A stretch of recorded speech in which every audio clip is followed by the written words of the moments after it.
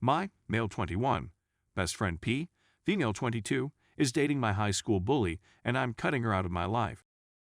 As stated in the title, for the past 3 years, I, male 21, have considered a girl, let's call her P, female 22, to be my best friend. P has witnessed much of what I've been through, especially after my family disowned me for refusing to forgive my cousin for up with my then-girlfriend 4 years ago. P was the one who helped me get through it all, and I honestly believed she would never harm me. However, here I am. She was in my place last night, and we were drinking. She isn't very good at it, so she let her guard down and revealed to being in a relationship with my high school bully. We were all in the same class, so she knows what he, M22, I believe, has done to me. He became much meaner when my family rejected me, especially because my cousin was a member of his organization. He and his crew of lackeys were constantly verbally and physically abusive to me. I complained to the school, but we all know how helpful they are in these situations. Moreover, because I did not have my parents by my side, nothing was done to them and my existence was made even harsher.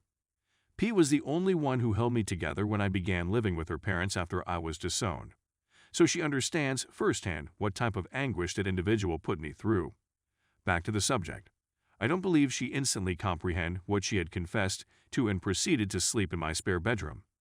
I was too startled to sleep, so I went to stay with a college buddy. P must have understood what she confessed to last night and have since been flooding my phone with calls and messages. My buddy took my phone away and I am using his phone to make this article. Apologies for any typos. Apologies for any mistakes. I am honestly thinking about cutting her out at this point. She means a lot to me, but I simply can't be around her anymore. But I don't know if I'm being unreasonable here. Could you please assist mend it? So, I'll just give you some information here. I've decided to meet with her tomorrow to get her perspective on the situation. At the very least, I need to do that much. I'll also answer your questions tomorrow. Thank you so much for everything. I had no idea there would be so many people willing to assist me. Update. In any case, as most of you wonderful people suggested, I went to talk with her the next day to get to know her side. But on the advice of others, I did not go alone. I was accompanied by 2 of my college friends. When I walked into the cafe where we were supposed to meet, I had no idea what I was thinking or feeling. But when I saw her, it felt like she had been crying all night. P got up to hug me as I approached her. This is how we usually greet each other, but I gently pushed her away. I could tell she was in pain, but so was I. My friends took seats at the next table, and P and I began talking. She could barely form sentences as she apologized after apologizing after apologizing after apologizing after apologizing after apologizing after I gently told her to stop crying, and she eventually began telling me her side of the story. They hadn't been dating for 3 months, but for a year. Yup, she had been deceiving me for a year. Then came the line that most of you predicted she'd say. P, he's changed dramatically. You want to meet him, me? Really? After everything he's done, you're going to say that to me? You know I still have scars from what he did to me, don't you? What was the point of talking to him in the first place? P, he wanted to apologize to you for everything he did, but lacked the courage to do so. The conversation then went in circles. He wanted to apologize because the 2 of them had gotten into a conversation, but she couldn't answer my one question. Why him? Someone came over to us and sat beside her at this point. Any guesses as to who it was? Yup, my bully, let's call him M, was the source of the problem. I'm not sure what happened next, but there was a lot of yelling, and then M snapped and tried to punch me for making his girl cry. P was keeping an eye on everything.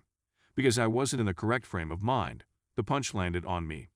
My friends rushed over, but I knocked M down before they could do anything. I used to be small and frail in high school, but I've grown a lot in the last few years, both in height and weight. Thankfully, my friends intervened before I did something that I would later regret. P was crying the entire time, but she never tried to check on me. That's when I realized our friendship was over. I gave her one last look and said, "Too much for a change, don't you think?" My friends and I then walked out of the cafe. All of my rush and anger vanished, and I began bawling like I was back in high school. I'm not proud of it, but my friends were extremely helpful. The days after the meet were exhausting because I was busy moving in with my friends. I didn't think it was right for me to stay in the apartment I was living in because it belonged to P's parents. However, before leaving, I called them and informed them of the fight and that I was leaving. They were taken aback and assured me that their daughter would not cause me any problems. However, I declined. I was living there while paying them the bare minimum of rent, and I didn't think it would be a good idea for me to live somewhere P could find me. I thanked them for everything they had done for me over the years and assured them that our relationship remained the same. I could tell it was difficult for all of us, but this was a necessary farewell. So here I am, living with my college friends, who also celebrated my birthday the night before. It was a fantastic party that was also completely unexpected.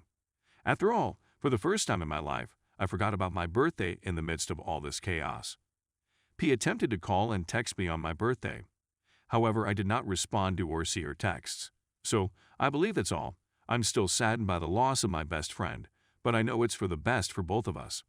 On a more positive note, I was informed that I have been chosen for a student exchange program. So if the pandemic permits, I will be moving to Singapore in a couple of months.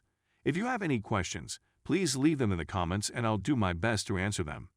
Finally, I want to express my gratitude for all of your love and support. Take care. I love you all. I'm still on my phone, so please excuse any typos. Story 2. I am 30 male, with my wife, 26 female for 5 years, caught her cheating. We took some time off, thinking if I should go back. I am 30 years old and will be 31 this year. My wife is 26 years old, and we met online when I was in Columbus. She lives in Austin, while I'm in Columbus. We were married after 2 years of long-distance communication and travel, and she moved in with me to this area. Things were mostly okay, and whenever she expressed a desire to see her family, I assured her that she would be able to do so, which she did each year for 3-4 weeks. Before we met, she had a closest friend, but he and she both told me that they regarded their relationship to be more of a family link than anything else. So I didn't give it much thought at the time. I mean, she married me over him. She cheated on me when I was visiting her family in another city, and then I learned that her closest friend had always been in love with her. As soon as she refused to break up with all the men I knew she spoke to often, I lost hope at that point. I forced her to go. She returned to her parents' house and informed them that things had not worked out. After a few minutes of chit-chat, she left the room to work out items, finances, and such, but nothing really got sorted. I sought to elicit answers from her since she always seemed happy, and I believed we were a fantastic couple who could entirely rely on one another, but I believe I was taken advantage of. When she contacted me last month, she wanted to know what was going on with us and whether we were going to be done for good. She was also interested in knowing how I was doing. I told her of the situation. Marriage means a great deal to me. I had my heart set on one woman and was really delighted with her, but now I know she has slept with many other men since returning to her hometown. A few of her friends sympathized with me knowing what I have done for her while her family hated me because I sent her back. I can't seem to get my thoughts out of my brain, and I'm not sure whether I should go back to her, or if it's even worth it. Considering I will be 31 and I always wanted kids and a family, I feel that she stole this from me. I'm not sure if I should rethink getting back together with someone who had an affair with me while we were still married, or whether it's something I shouldn't even consider doing.